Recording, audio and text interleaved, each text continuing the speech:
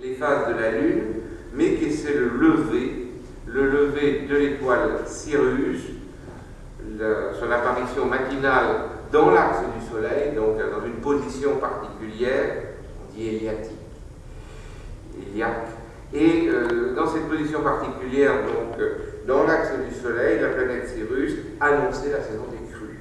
Et donc, Sirius marquait les débuts de l'année fluviale. Donc, vous voyez, c'est comme ça qu'on est passé, on va dire, de l'observation des planètes à l'idée qu'elle déclenchait, en quelque sorte, le cycle d'une corrélation entre les événements célestes et les événements terrestres. Et donc, les événements terrestres étaient contrôlés par les événements célestes. Et donc, on parle d'une astrologie naturelle. Et à partir de là, on va interpoler ou extrapoler plutôt sur les affaires humaines et même les individus. C'est la conséquence logique, d'où les caractères liés aux planètes, etc. Donc, au fond, l'examen du ciel permettait de mesurer le temps, de s'orienter, de suivre les saisons, mais au-delà, eh bien, on va donner beaucoup plus de signification.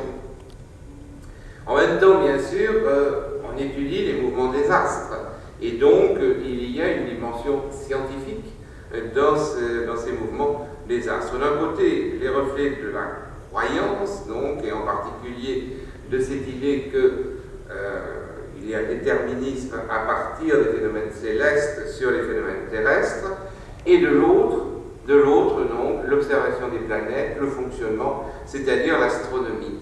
Et très tôt, d'ailleurs, on est un petit peu, je dirais, entre les deux. Alors, les débuts de l'astronomie, quand les situer? L'Égypte, bien sûr. Voici ici, d'ailleurs, le zodiaque de Dendera. Mais sans doute avant l'Égypte, très tôt ou en même temps, tout au moins, à Sumer, chez les Sumériens, et à Babylone. Et effectivement, il semble que déjà au IIIe millénaire, au milieu du IIIe millénaire, les Chaldéens pratiquaient l'astrologie, expliquant les correspondances entre événements célestes et terrestres. Et donc, on s'intéresse aux astres dans un double but, de construire un calendrier et d'établir un lien entre les destinées humaines et les astres. Alors, à cet égard, on pourrait aussi aborder d'autres mondes, comme par exemple le monde précolombien, où on a aussi une étude des astres tout à fait remarquable chez les Mayas, par exemple. Mais on sait très peu de choses dans ce monde sur les conséquences, en quelque sorte, de cette étude très précise des astres, puisqu'on connaît, par exemple, le disque qui est conservé à Mexico, qui est assez extraordinaire, mais on sait très peu sur l'interprétation qu'on pouvait donner s'il y avait un type d'interprétation de type astrologique, c'est-à-dire le déterminisme sur les comportements, les phénomènes terrestres, etc., comme on le voit dans le monde occidental ou en Orient, comme à Babylone. Donc je laisserai de côté, bien sûr, cette partie, on va dire, du globe et son astronomie qui était tout à fait remarquablement développée. De toute façon, à l'époque, on est bien avant les Mayas, là, et donc il faut quand même considérer que les débuts d'une astronomie et astrologie se situent à Sumer et en Égypte. Et donc, surtout, chez les Sumériens. Et du coup, on voit cette idée de décider du moment opportun d'entreprendre une action en fonction des planètes, en fonction du ciel. Vous voyez ici une tablette, justement, une tablette sumérienne, qui mentionne ces références astrologiques. Et donc, on a des dizaines de milliers de tablettes comme ça qui traitent des phénomènes célestes. Et un peu plus tard, toujours dans cet Orient et toujours dans ces tablettes écrites en une écriture cunéiforme, mais chez les Assyriens.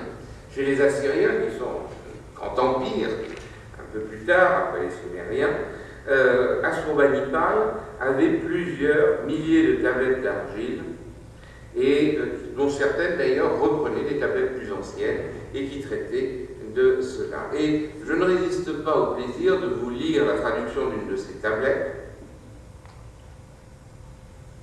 Les noms des planètes, bien sûr, actuelle. Mercure est visible. Quand Mercure est visible au mois de Kislew, il y a des voleurs dans le pays. Vous voyez, on a glissé vraiment très tôt vers l'interprétation qui va bien au-delà des cycles, des saisons, des crues du Nil, qui pouvaient se justifier puisque c'était une façon de rythmer le temps, en quelque sorte. Là, on va beaucoup plus loin. Si un halo entoure la Lune et que Jupiter se trouve à l'intérieur, le roi d'Akkad sera assiégé et les animaux périront dans les campagnes. Ça, c'est des textes acadiens. Le 14 de ce mois, Vénus ne sera pas visible, mais il y aura une éclipse de lune. Malheur au pays d'Élam et de Syrie, mais mon roi sera tranquille. Fidélité au roi. C'est carrément des prédictions. J'ai écrit au roi mon maître, une éclipse aura lieu. Elle a eu lieu, en effet. C'est un signe de paix. Le mois d'Aru aura 30 jours. Dans la nuit du 13 au 14, j'ai observé avec soin, je me suis levé 7 fois, mais il n'y a pas eu d'éclipse. J'enverrai un rapport au roi. Le 15 du mois de Ululu, la Lune a été visible en même temps que le Soleil, l'éclipse n'a pas eu lieu. Et donc, ces événements sont reliés à la bienveillance des dieux. Et donc, ensuite, eh bien, on étendra à l'individu, mais là, il n'est pas encore question, dans ce monde-là, de déterminer des caractères et, disons, individuels, mais bien plutôt des événements, mais des événements politiques, par exemple, qui effectivement n'ont pas l'air d'avoir véritablement de corrélation scientifique, quand on voit les guerres, par exemple, qui sont mentionnées ou autres. Et donc, la caractéristique essentielle de cette astrologie est d'être liée aussi à la religion. Mais ce sera la même chose dans l'astrologie médiévale, comme nous le verrons. Lié à la religion, une religion polythéiste, et donc les astres sont des signes envoyés par les dieux pour informer les humains de leurs décisions. Et donc, au fond, la position des astres doit être interprétée en fonction, disons, d'une signification de la volonté divine, de sorte que ce sont les religieux, l'élite, qui interprètent. Et l'astrologie était même une science tenue secrète à ce moment-là. Donc, les astrologues observent la position des planètes, mais aussi la variabilité de leur éclat, leur course lente ou rapide, leur rapprochement, les éclipses, comme on l'a vu. Et la plupart des thèmes astrologiques étaient dressés pour les événements importants, la construction d'un temple, le déclenchement d'une bataille, sont précédés d'une étude des astres. À ce moment-là, la distinction astronomie-astrologie est impensable, c'est-à-dire que on ne sépare pas l'observation, on va dire, des courses des planètes et l'interprétation. Mais en quelques siècles, les Mésopotamiens relèvent la trajectoire apparente du Soleil, celle des planètes, celle de la Lune, ainsi que la périodicité des éclipses. Bien sûr, sans avoir compris le phénomène de l'héliocentrisme, du Soleil au centre, et donc, bien sûr, pour les éclipses, des interprétations complètement différentes. Alors se pose le problème aussi, et c'est un problème récurrent, y compris au Moyen-Âge, de savoir comment se déplacent les astres, comment ils se meuvent, et au fond, d'abord, qu'est-ce qu'un astre? Qu'est-ce qu'un astre et comment il se déplace? Et donc, on pense que la Terre est au centre, est immobile. On sait que la Terre est ronde à cette époque-là. N'imaginons pas, on dit toujours, dans l'Antiquité, au Moyen-Âge, on pensait que la Terre était plate. Non, à part les gens sans instruction. Mais sinon, très tôt même, on va calculer les angles. Les marins savent bien que la ligne d'horizon se trouve plus bas quand ils voient une Terre, il y a un angle léger. Mais on calculera même, on va y revenir, le diamètre de la Terre au fur et à mesure que l'on développera les progrès de la trigonométrie, tout simplement. Donc on sait que la Terre est ronde, c'est une sphère au centre de l'univers. Comment expliquer le déplacement des planètes? Eh bien, l'idée, c'est que les étoiles sont fixées sur une sphère. Et on reverra cette théorie, même au Moyen-Âge, avec Jean de Sacrobosco et le traité justement de la sphère, où on pense que c'est carrément les anges qui vont déplacer. Alors, ce sera un petit peu plus sophistiqué, comme on le verra, parce que les mouvements, si vous voulez, si c'est une sphère qui bouge, tout devrait bouger. Donc, on va ensuite inventer des sphères emboîtées, et les anges qui vont pousser les sphères, comme nous le verrons. Donc, si on revient à l'Antiquité de l'Orient ancien, eh bien, donc, cette idée, c'est que la voûte opère une rotation par jour autour de la Terre. Et donc, finalement, après les tâtonnements, on pense que le Soleil, par rapport aux étoiles, en arrière-plan, décrit un grand cercle dans les constellations du zodiaque, et que la Lune, toujours sur la simple observation, a un chemin plus irrégulier que celui du Soleil le long du cercle zodiacal, et qu'il oscille d'un côté et de l'autre. Et qu'on cause, puisque la Lune tourne autour de la Terre, mais sa rotation ne correspond pas, il n'y a pas de rotation du Soleil, comme on le sait, c'est la rotation de la Terre. Donc forcément, ces calculs ne pouvaient pas, disons, avoir une explication logique. Donc il fallait véritablement chercher, et pendant tout le Moyen-Âge, justement, on va chercher. Et des observateurs plus méthodiques remarquent que certains astres ne reprennent pas d'une nuit à l'autre la même position qu'ils avaient par rapport aux étoiles. Et pour cause. Mais si vous voulez, ça pose un problème, parce que si c'est une sphère qui tourne, ben, normalement, le cycle étant achevé, les astres devraient se retrouver dans la même position. Et donc, on voit simplement qu'il y a des déplacements d'ouest en est. Les astres, ce sont les 5 planètes qui sont connues alors: Mercure, Vénus, Mars, Jupiter et Saturne. Pourquoi on les remarque? Bon, parce qu'on peut observer qu'ils sont de nature différente d'une étoile, mais aussi parce qu'ils ne partagent pas la rotation d'ensemble du firmament, mais on dit qu'ils semblent jouir d'une certaine indépendance de mouvement. Et donc, on parle même d'astres errants.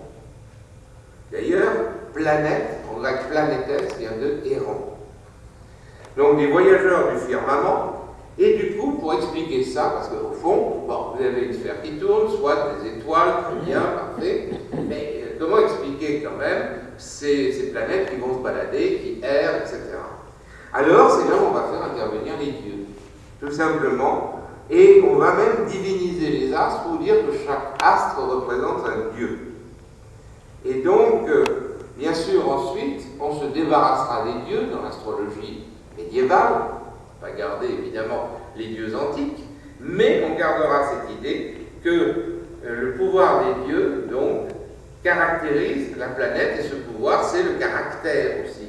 Les caractères des différentes planètes. Au fond, Jupiter n'est que le reflet du dieu éponyme, vous voyez, et donc Mars, Mercure, etc. Alors, déjà, chez les Babyloniens, avant même l'identification aux dieux gréco-romains, eh bien, on avait aussi élaboré ces théories où c'était des divinités qui étaient représentées par les planètes. Donc, les planètes, d'un côté, véritablement différentes, ou astrérantes, comme on dit aussi, et de l'autre, les étoiles, qui, elles, se déplacent régulièrement sur la sphère, alors que les planètes sont agitées erratiquement par les dieux qui les gouvernent. Voilà comment on arrive à cette idée. Et puis, bien sûr, la Lune, un peu à part, le Soleil, qui vont constituer, eux aussi, encore une fois, des éléments correspondant à des divinités. Et donc, on pense aussi que la voûte céleste est solide. Vous voyez que c'est une voûte pleine. Après, lorsqu'on parlera de sphère emboîtée, ça ne marchera plus, évidemment. Si elle était solide et non transparente, on verrait que la sphère intérieure. C'est pour ça qu'on dira que c'est des sphères de cristal. Mais dans l'Antiquité, on considère que c'est une voûte solide et que les constellations sont fixées, en quelque sorte, dessus. Et toutes à la même distance que la Terre. On n'a pas cette idée non plus de la différence des distances. Évidemment, on fonde tout sur l'apparence. On n'a pas les moyens d'observer, pas de télescope bien entendu non plus,